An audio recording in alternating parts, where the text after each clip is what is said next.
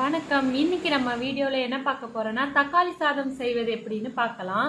இதுக்கு தேவையான பொருள் 2 பட்டை, கிராம்பு, ஸ்டார் பூ, 2 ஏலக்காய், சோம்பு கொஞ்சோண்டு எடுத்திருக்கேன், வெங்காயம் 2, தக்காளி 3, இஞ்சி பூண்டு பேஸ்ட்டு 2 பச்சை மிளகா, தேவையான அளவு கொஞ்சம் கெட்டியான தயிர். நான் வந்து 1 டம்ளர் அரிசி எடுத்து ஊற வச்சிருக்கேன் முன்னாடியே. வாங்க இப்போ எப்படி செய்யறதுன்னு பார்க்கலாம்.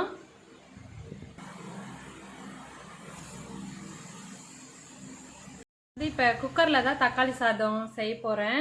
இப்போ குக்கர் கொஞ்சம் சூடானோன்னே 2 ஸ்பூன் நெய் ஊற்றிருக்கேன்.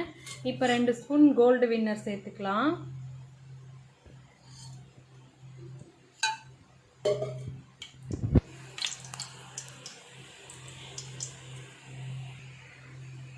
எண்ணெய் நல்லா காஞ்சிருச்சு. இப்போ இந்த சோம்பு, பட்டை, லவங்கம் இதெல்லாம் போட்டுடலாம். பட்டை லவங்கம் நல்லா பொரிஞ்சிருச்சு. இப்போ நம்ம பொடியாக நறுக்கி வச்சுட்டு வெங்காயத்தை சேர்த்துக்கலாம்.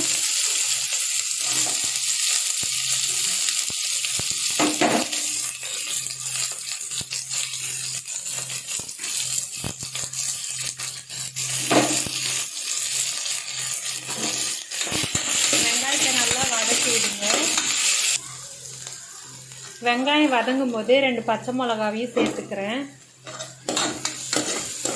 இப்போ வெங்காயம் தக்காளி நல்லா வதங்கிடுச்சு. இப்போ 3 தக்காளி சேர்த்துக்கிறேன்.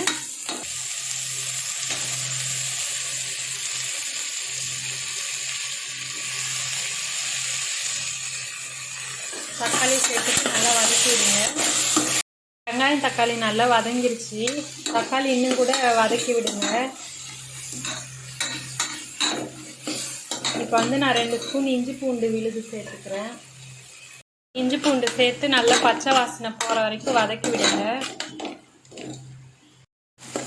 பச்சை வாசனை நல்லா போயிடுச்சு.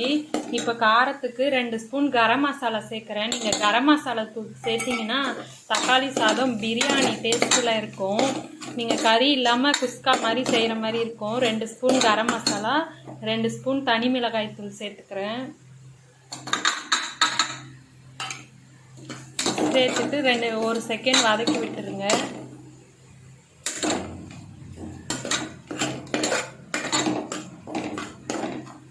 இப்போ தேவையான அளவு உப்பு இது கூட நான் சேர்க்க போகிறேன்.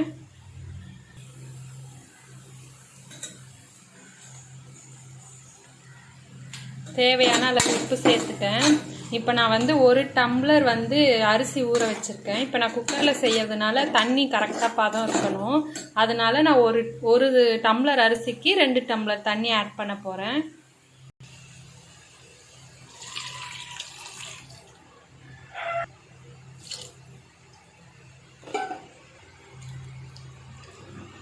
தண்ணி நல்லா கொதிச்சிருச்சு. இப்போ நம்ம வந்து அரிசி சேர்த்துக்கலாம்.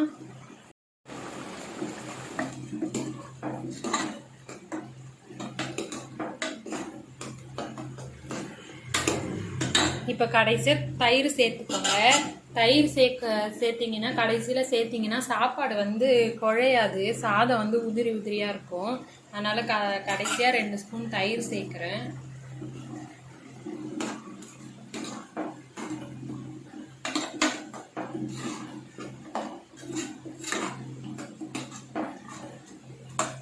இப்போ குக்கர் மூடி போட்டுடலாம். ஆயிடுச்சு. இப்போ எப்படி வந்திருக்குன்னு பார்க்கலாம். பிரியாணி வாசனையில் வந்திருக்கு. சூப்பரா.